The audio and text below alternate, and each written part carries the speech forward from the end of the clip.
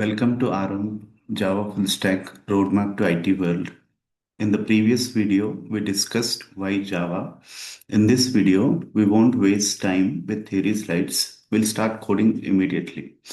By the end of this video, you will install Java, you will install IntelliJ IDEA, write your first Java program, understand variables and data types and operators like a real developer. So in order to install Java, what we will do is we'll open a browser, any browser of your choice. Then you have to type download JDK, that is Java Development Kit. JDK means Java Development Kit. And the first URL, whatever you get, click on the first URL. And we have various Java downloads available. This is JDK 25 version. Let's go to 21st version, JDK 21. And because we are on Windows operating system, these links are for Linux, Mac OS, and I am on Windows. So I'll come to Windows operating system and I'll click this button, click this link which has exe at the end, not zip or not MSI, exe at the end. So the download starts from here. For the sake of convenience, I have already downloaded the JDK with me. So once it is downloaded for you, what you have to do is double click on it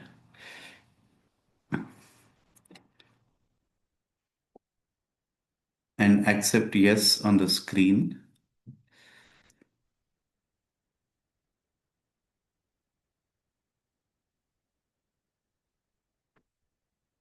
Then you will see another pop-up coming up like preparing to install.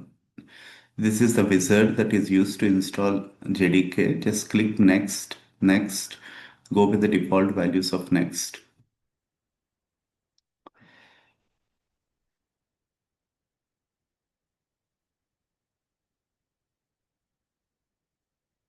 And then close.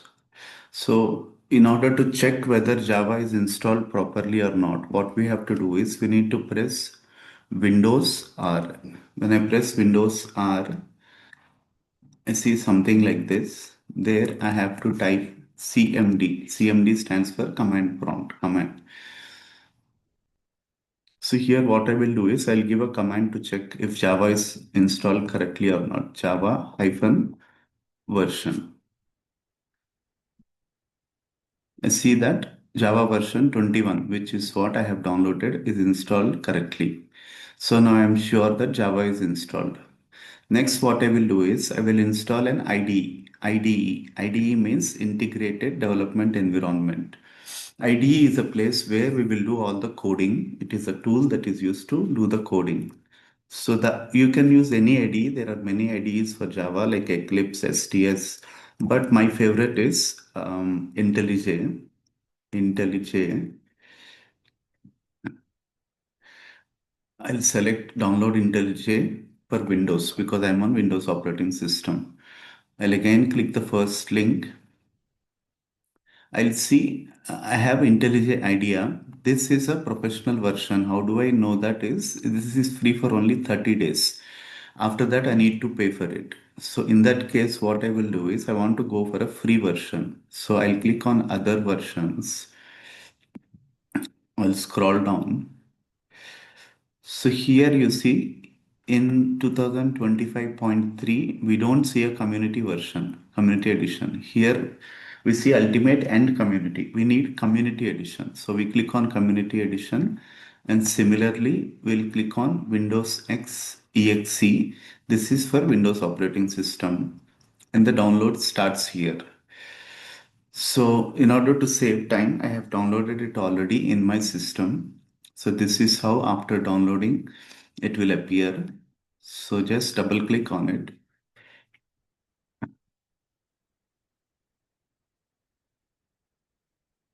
So it is installing.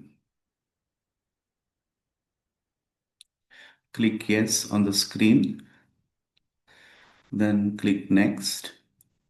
Let the default folder be like that. Click next. And if you want, you can create a desktop shortcut by clicking here IntelliJ Community Edition. Next. and install. So within a couple of minutes, this will get installed. Then we will open when the IDE is installed and we will start coding directly.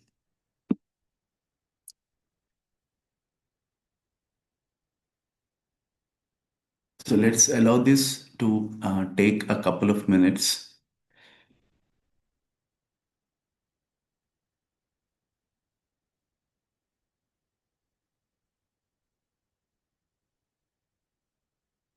In this video, what we will do is we will learn about variables and data types, and we will write our first program, and we will also work with operators, which are the common operators that are present in Java. These are pretty much straightforward basics. One point that I want you guys to understand is even if you have zero coding knowledge, we are starting at this stage. Once we start at this stage without even zero coding knowledge, we will slowly develop and we will learn core Java, and later on we will learn the frameworks like Spring Boot, React, Microservices, Docker, Kubernetes, AWS. It's a very long journey. Usually the time taken to become good full stack developer is 11 months dedicated course anybody has to take. When I say 11 months, every day if you're spending 5 to 6 hours, then 11 months you will become a very good Java developer. Here we will try to give the videos in module by module wise. For example, this module that we are covering here is core Java module. We will try to cover 30 hours of video content. When you go through the 30 hours of video content, you look at the video and later on practice the same. And I will be sharing some mini projects also. How to do everything, I'll explain. If you practice the same with me, you will start gaining confidence. That is one module. Then we will go to other modules, advanced modules like JSPs, servlets, and advanced Java, Spring Boot, etc. Let's not worry about all of this right now. Only thing you have to do is just follow the videos one by one, listen to the videos, play it for once in a desktop, not in a mobile, okay? And after that, what you have to do is practice, play the video second time and practice with the video. And at the end of the course, you will feel comfortable. And I will share some exercises also, which you can write code. And later on, if you have any doubts, we can connect on live Zoom sessions.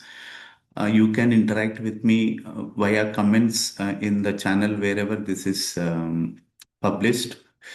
Like that we will do. So now we see it's almost completed.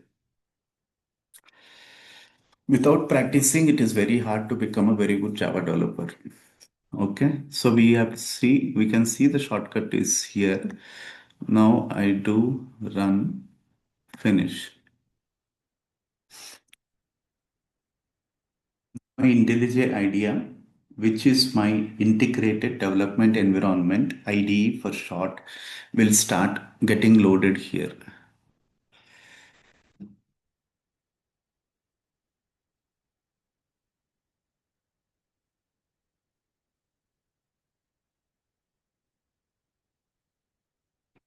So in a minute, because it's the first time, it will take some time. Okay, it has got loaded. The first thing that I will do is I'll go here, file, I'll click on file and I say new project. Let me close all the existing projects. So this is the folder where your project will get saved. So what I will do is in D drive, in my drive, this is D drive, I'm creating a new folder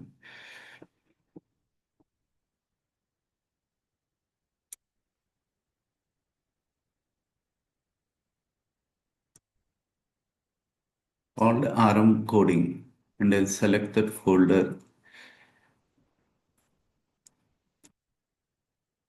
So in this folder, whatever programs I'm writing will get saved.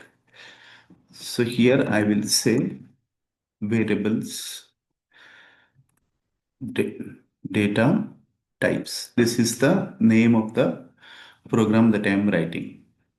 And just one quick point to note here is always the name of this program should start with a capital letter. Even if you give small letter, you will not get any error, but it is a standard convention. So here you see the JDK version automatically loaded, and you see a checkbox for add sample code. So what will happen? I'll click on create.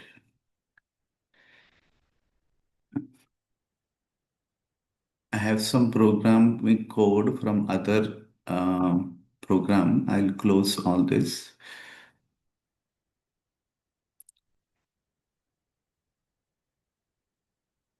You have to click this window.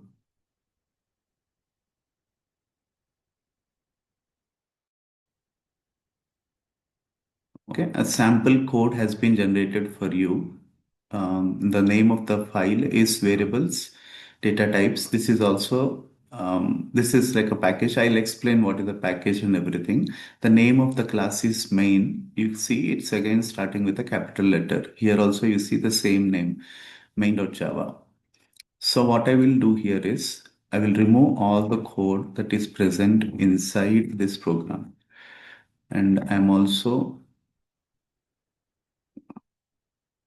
removing this.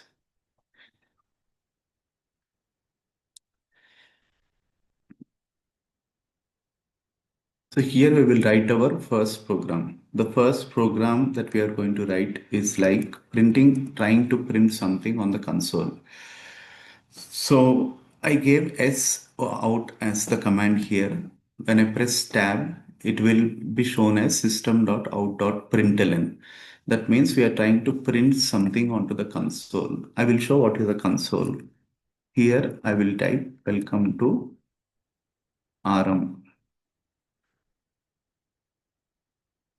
roadmap to the IT world.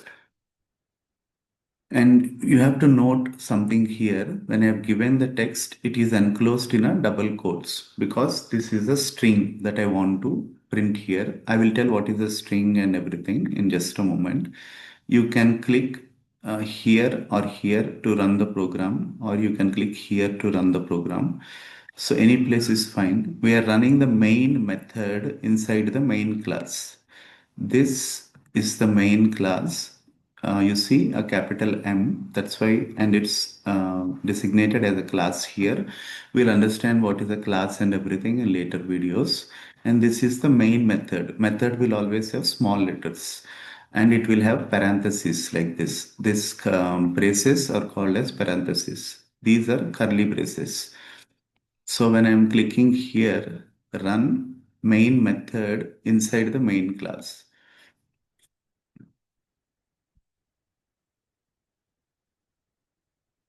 Now the console will open up.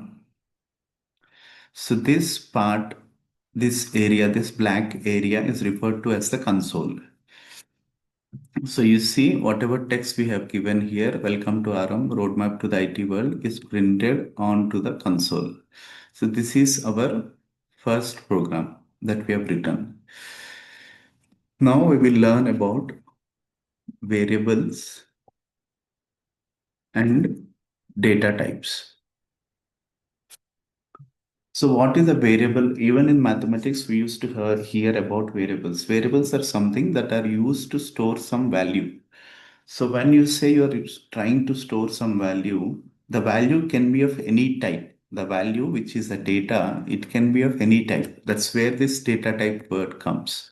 And what are the different kinds of data types that are present in Java or int, which is short for integer, and there is a short data type, and there is a byte data type, and we have a long data type, and we have a float data type, and double data type, a character, char for short data type, and we have a Boolean data type. We will see all this in action in this video. So first I say I want to initialize a variable age. with a value 25. But I see that there is some error. That is, the IDE is pointing to us. It's saying cannot resolve symbol age. It's not understanding.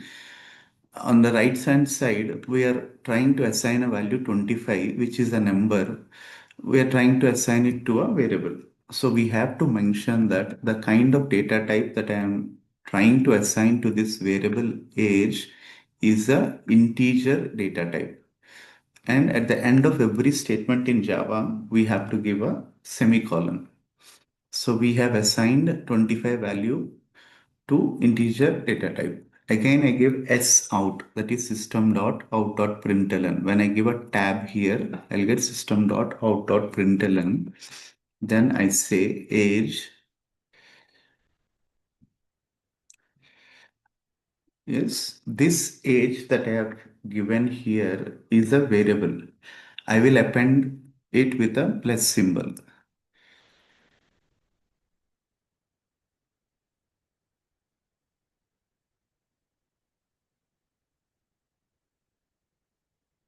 Just a second.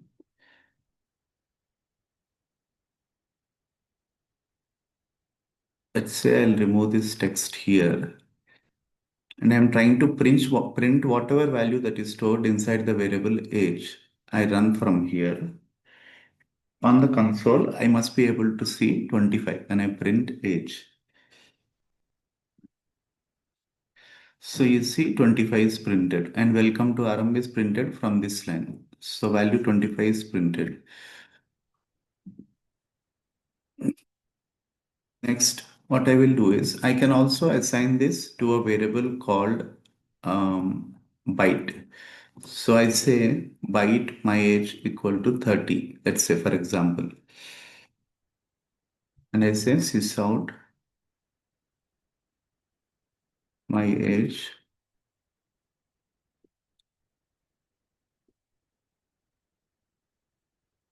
My age. My age is the variable, and this is the text. This text can be anything, whatever I want to print. Then I'll run it once again. So you see my age printed on the console. Next thing, what I will try to do is, and I'll take another data type that is short. Salary equal to 35,000, for example. So here you see we are assigning a value 35,000, but we are unable to store it if the data type is short. So I'll try to reduce this value. For example, let's say 32,000. Okay, so a short variable can store up to 32,000. What happens if we try to store the same value inside a byte variable? So byte variable, you can consider this like, for example, you have a 1 liter water bottle, you have a bucket which has a size of 1 liter. You can pour 1 liter water into the 1 liter bucket you have. But if you try to pour 5 liters or 2 liters into the bucket of 1 liter that you have, the water will start overflowing. Similarly, byte has a capacity, a size, a memory size. If you are giving a value till some number, it will accept. If you are giving a value more than that, it will not accept. So here it is asking for a greater this thing, data type. So I'm commenting out this line. In order to comment the line, we'll click on Control and slash. So short salary equal to 32,000. Then what I will do is I'll say int population equal to, let's see when the integer starts overflowing. At this 0, integer data type is overflowing. So I reduce 1, 0, I'll reduce another 0. So it can hold value till here. Then I say long distance. So long has a greater capacity. Distance, so till here, it is able to hold the value. Similarly, we have a float data type. If we want to give a float variable or a value in a float data type, what we have to do is we need to, only in Java, this is a constraint, we have to append the value with F. That is indicating that it's a float data type. Then we give double. This names, whatever name I am giving, this is the name of the variable. It can be anything. We will try to assign a meaningful name to it.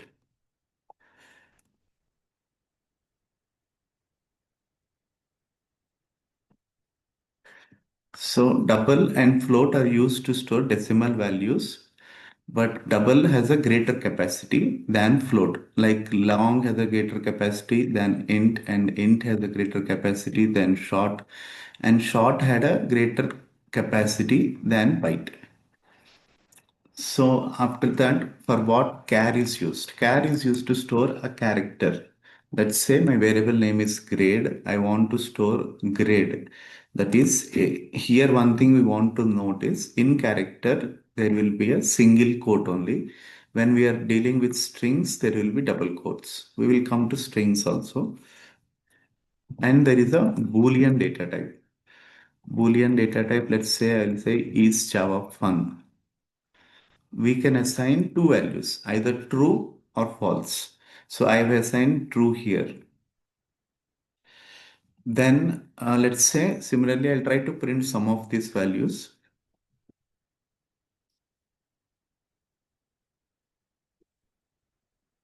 Is, see, you can see the variable that is declared here. IDE is identifying it. You just have to press enter and try to run. So Java is fun, true is the value that is printed here. Now what I will do is I'll take string